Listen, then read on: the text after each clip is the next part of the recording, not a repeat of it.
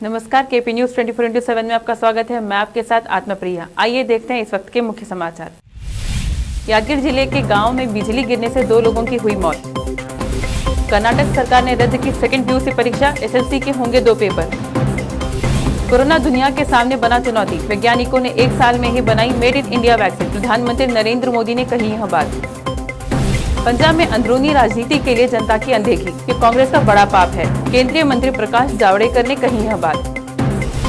देश में तीसरी लहर की आहट, 2 राज्यों में 90,000 बच्चे कोरोना संक्रमित। भारत ने जरूरत के वक्त की थी मदद, टीकों का एक हिस्सा उसे दे, अमेरिकी सांसद राष्ट्रपति का बाइडेन को खत।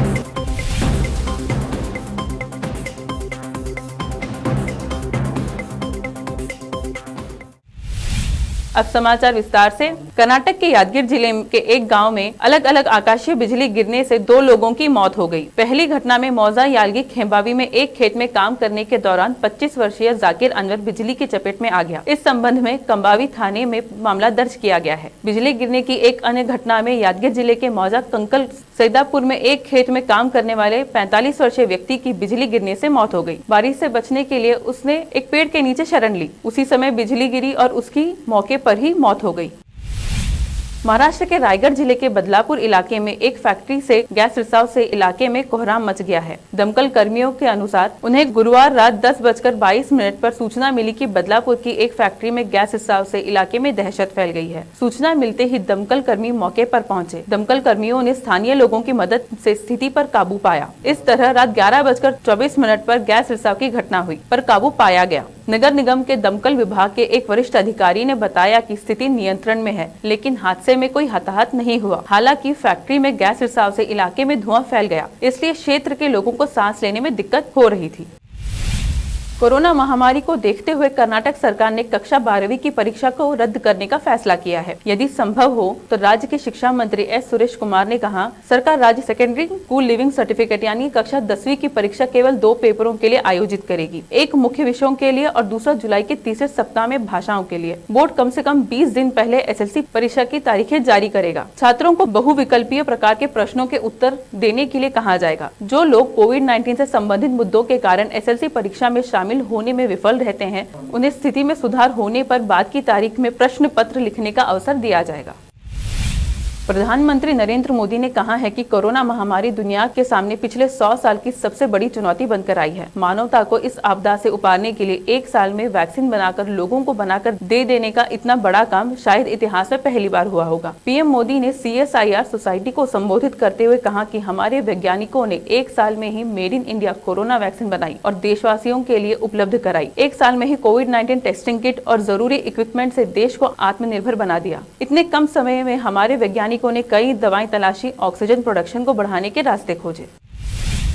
पंजाब की कैप्टन अमरिंदर सिंह सरकार इन दिनों पार्टी के अंदरूनी खला को लेकर सुर्खियों में है। प्रदेश कांग्रेस में चल रहे खला को दूर करने के लिए समिति का भी गठन किया गया है। इस बीच भाजपा ने पंजाब को लेकर कांग्रेस पर निशाना साधा है। केंद्रीय मंत्री व भाजपा के वरिष्ठ नेता प्रकाश जावड़ेकर ने कहा कि पंजाब में क्या विचित्र राजनीति चल रही है। वहाँ पूरा पंजाब कोरोना से प्रभावित है, वैक्सीन का मैनेजमेंट ठीक नहीं है। उन्होंने कहा कि पिछले 3-4 दिन से पंजाब सरकार दिल्ली में है, वहाँ पंजाब को कौन देखेगा। अपनी इंटरनल पॉलिटिक्स के लिए पंजाब के लोगों की अनदेखी करना ये कांग्रेस का बड़ा पाप है।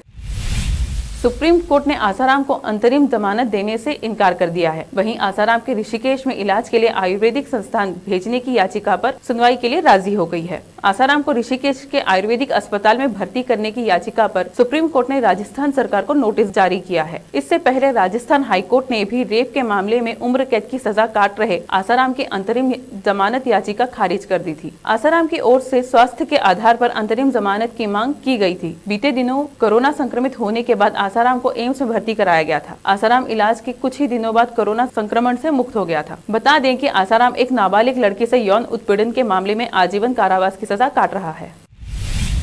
कांग्रेस पार्टी ने भारत के मशहूर कवि इमरान प्रताप गढ़ी को कांग्रेस के अल्पसंख्यक शाखा का अध्यक्ष चुना है। इमरान प्रताप गढ़ी कांग्रेस पार्टी के चुनाव के उन चुनिंदा नेताओं में से एक हैं जिन्हें मुसलमानों का एक बड़ा वर्ग पसंद करता है। इमरान प्रताप गढ़ी ने पिछले लोकसभा चुनाव में उत्तर प्रदेश के मुरादाबाद से अपना राजनीतिक सफर शुरू किया था, लेकिन हार गए थे। उत्तर प्रदेश में समाजवादी पार्टी के शासन के दौरान इमरान प्रताप गढ़ी को उनकी कविता यश भारती पुरस्कार से भी नवाजा जा चुका है। हालांकि अब कांग्रेस नेतृत्व ने भरोसा जताया है है और इमरान प्रताप गढ़ी को नई जिम्मेदारी दी है।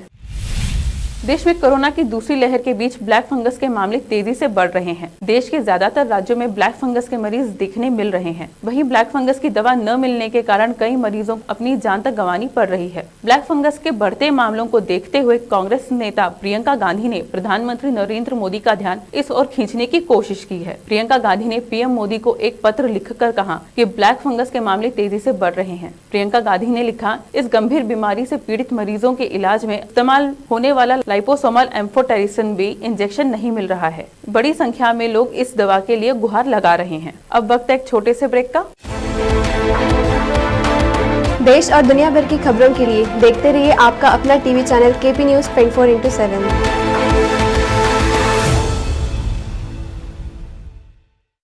केपी चैनल के निर्देशक और नूर शिक्षण संस्थान के अध्यक्ष मोहम्मद अयाज खान ने एक बार फिर आगे आकर जरूरतमंदों की तरफ मदद का हाथ बढ़ाया। राज्य में अप्रैल माह से लॉकडाउन की स्थिति बनते हुए अब जब संपूर्ण लॉकडाउन किया गया है, ऐसे में रोज काम करने वालों का रोजगार छिन जाने या अन्य कामकाज बंद रहने से परेशान चल रहे लोगों को अयाज खान ने अपनी ओर से मुफ्त राशन किट वितरण किया। अयाज खान मुसीबत के समय लोगों की मदद के लिए आगे आए हैं। वह हमेशा लोगों के कठिन समय में उनकी किसी न किसी प्रकार से बिना किसी भेदभाव से मदद करते आए हैं। बीदर में लॉकडाउन के शुरू होते ही उन्होंने लोगों को संकट का सामना न करना पड़े, इसलिए राशन किट वितरण किया। शहर में विभिन्न क्षेत्रों में राशन किट वितरण कर रहे हैं। इसके अलावा खान साहब के कॉलेज तक पहुंचे जरूरतमंद लोगों को भी किट दिया जा रहा है। अयाज खान का कहना है कि लॉकडाउन के कारण लोगों में परेशानी और डर है। ऐसे में लोगों का कामकाज बंद रहने से कठिनाई का सामना कर रहे लोगों को परेशानी न हो, इसलिए सभी धर्मों के लोगों को यह राशन किट बांटे जा रहे हैं।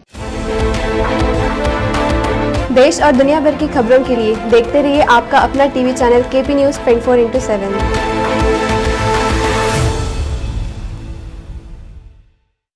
ब्रेक के बाद आपका फिर स्वागत है। आइए देखते हैं आगे के समाचार। देश में कोरोना संक्रमण की दूसरी लहर का असर अभी पूरी तरह से थमा नहीं है कि तीसरी लहर की आहट ने पूरे देश को हिलाकर रख दिया है। तीसरी लहर को लेकर पहले ही आशंका जताई गई थी कि ये बच्चों के लिए ज्यादा खतरनाक साबित हो सकती है। कोरोना के आंकड़ों पर नजर दौड़ाएं तो 2 राज्यों में ही 90,000 से ज्यादा बच्चे कोरोना की चपेट में आ चुके हैं। ऐसे में अनुमान लगाया जा रहा है कि अगर 2 राज्यों का ये हाल है तो पूरे देश का क्या हाल होगा। ऐसे में ये कहना भी गलत नहीं कि देश में तीसरी लहर ने दस्तक दे दी है। मीडिया रिपोर्ट्स के मुताबिक कोरोना के आंकड़ों को देखें तो महाराष्ट्र में हर बार की तरह ही तीसरी लहर खतरनाक होती जा रही है। महाराष्ट्र के अहमदनगर में सिर्फ मई के महीने में ही 9,000 बच्चे कोरोना से संक्रमित हो चुके हैं। बच्चों में कोरोना के बढ़ते मामलों ने अब स्वास्थ्य विभाग के भी होश उड़ा दिए हैं। बच्चों में कोरोना के बढ़ते मामलों को देखते हुए अभी से तैयारी तेज कर दी गई है। वहीं तेलंगाना में मार्च से मई के बीच में 37,332 बच्चे कोरोना की चपेट में आ चुके हैं। अमेरिकी संसद में बहुमत के नेता चक शुमर ने राष्ट्रपति जो बाइडेन से कोविड-19 रोधी 8 करोड़ टीकों में से एक हिस्सा भारत को देने का अनुरोध किया है। राष्ट्रपति बाइडेन को लिखे पत्र में शुमर ने कहा कि भारत में निजी सुरक्षा उपकरण भेजकर जरूरत के वक्त अमेरिका की मदद की थी। भारत ने निजी सुरक्षा उपकरण भेजकर जरूरत के वक्त अमेरिका की मदद की थी। उन्होंने 1 जून को लिखे पत्र में कहा, अब भारत के लोगों की मदद करने का वक्त है। उन्होंने कहा, आपके प्रशासन ने 17 मई को घोषणा की थी कि वह अन्य देशों की मदद करने के लिए 8 करोड़ टीके भेजेगा। अमेरिका के पास अपने लोगों की रक्षा करने के लिए पर्याप्त टीके हैं और वह दूसरे देशों को एस्ट्राजेनेका तथा अन्य टीके भेज सकता है।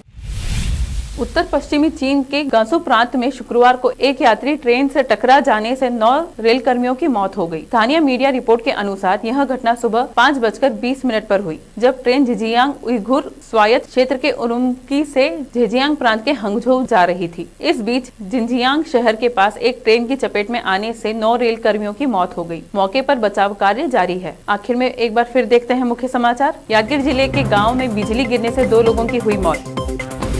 कर्नाटक सरकार ने रद्द की सेकेंड PUC परीक्षा, एसएससी के होंगे 2 पेपर। कोरोना दुनिया के सामने बना चुनौती, वैज्ञानिकों ने 1 साल में ही बनाई मेड इन इंडिया वैक्सीन, प्रधानमंत्री नरेंद्र मोदी ने कही यह बात।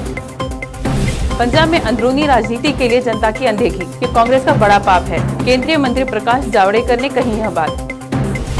देश में तीसरी लहर की आहट, 2 राज्यों में 90,000 बच्चे कोरोना संक्रमित। भारत ने जरूरत के वक्त की थी मदद, टीकों का एक हिस्सा उसे दे, अमेरिकी सांसद राष्ट्रपति का बाइडेन को खत।